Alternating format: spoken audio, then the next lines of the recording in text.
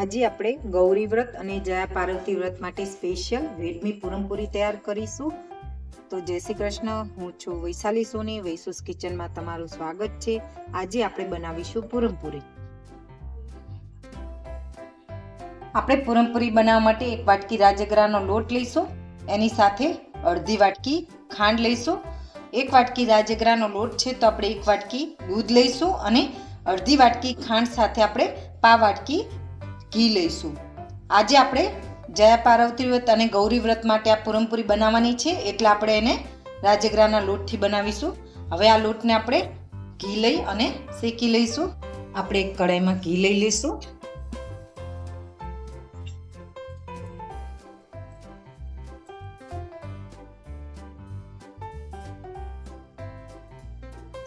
ઘી ગરમ થઈ જાય એટલે આપણે એમાં લોટ એડ કરીશું.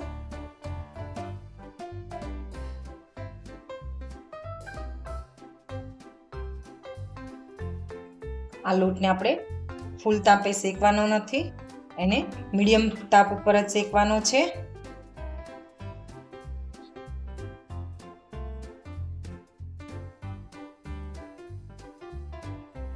આ લોટને આપણે મધ્યમ તાપે શેકવાથી અંદર સુધી સરસ શેકાઈ જાય છે અને જરાય કચાશ રહેતો નથી.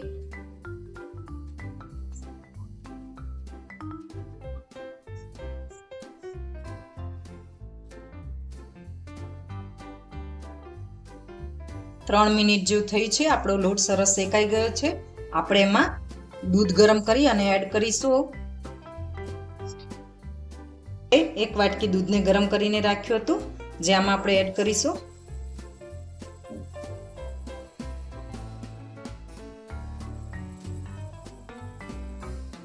દૂધ આપણે થોડું થોડું કરીને એડ કરતું જવાનું છે.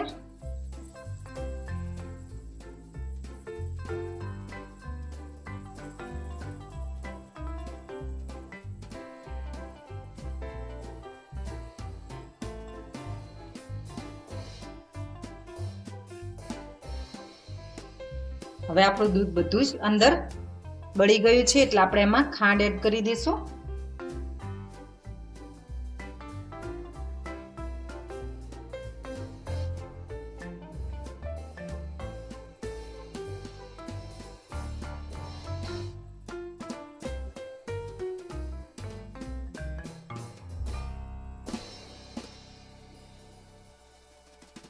આપણે બધી પ્રોસેસ ધીમા તાપે જ કરવાની છે.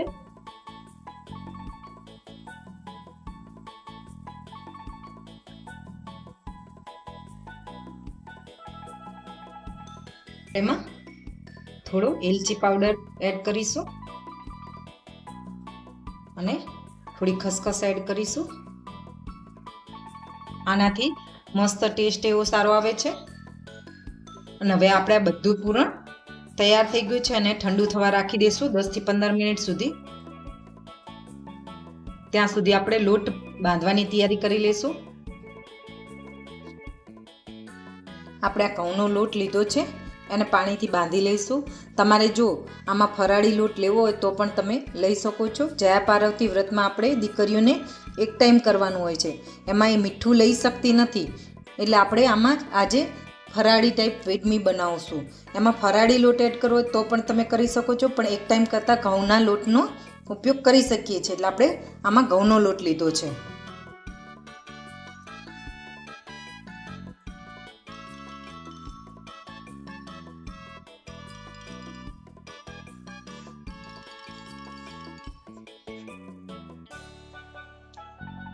આપણે થોડું થોડું પાણી એડ કરતા જઈ અને લોટ બાંધી લઈશું.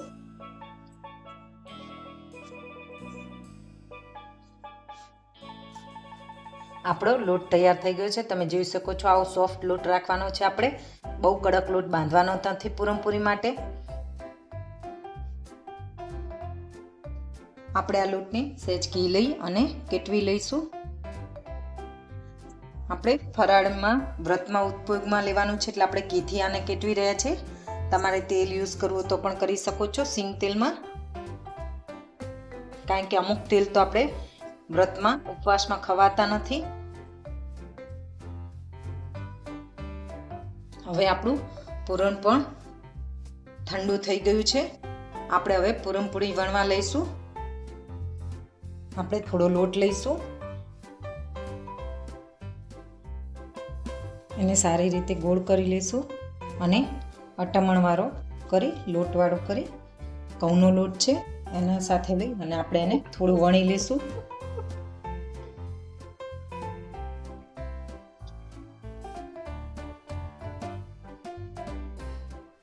હવે આપણે આ થોડું પૂરણ લઈશું, એને પણ રાઉન્ડ કરી લઈશું. એને આમાં રાખી લઈશું.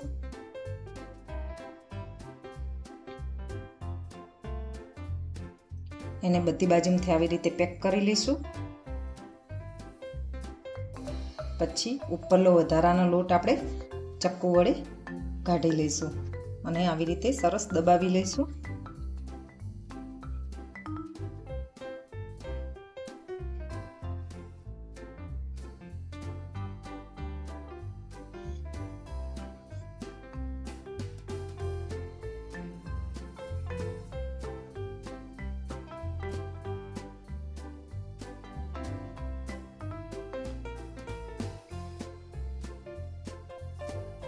આપણી પૂરણપૂરી વણાઈ ગઈ છે. આપણે એને શેકી લઈશું અને પહેલેથી જ ગેસ ઉપર તવી ગરમ થવા રાખી દીધી હતી.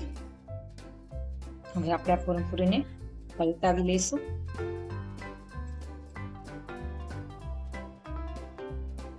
અને એને બીજી બાજુથી પણ સરસ શેકાવા દઈશું.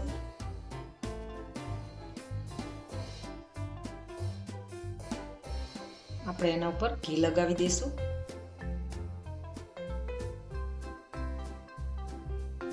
આપણે આ બધી પ્રોસેસ મધ્યમ તાપ ઉપર જ કરવાની છે.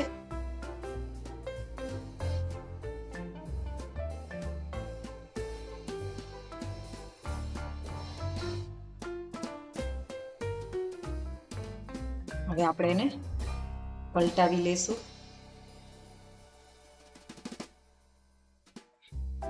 અને બીજી સાઈડ પણ થોડું ઘી લગાવી લઈશું.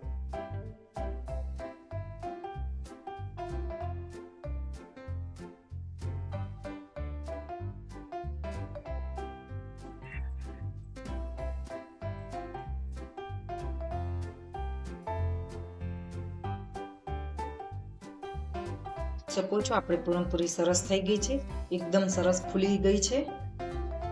હવે આપણે એને એક પ્લેટમાં લઈ લઈશું અને બીજી પૂરણપૂરી પણ આવી રીતે તૈયાર કરી લઈશું.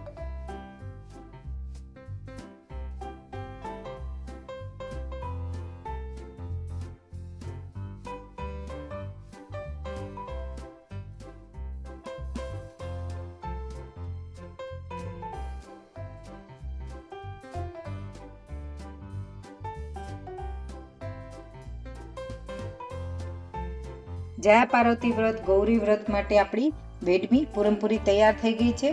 આવી નવી રેસીપી જોવા માટે તમે વૈસુસ કિચનને લાઈક કરો, શેર કરો અને સબસ્ક્રાઈબ કરો અને કોમેન્ટ કરો.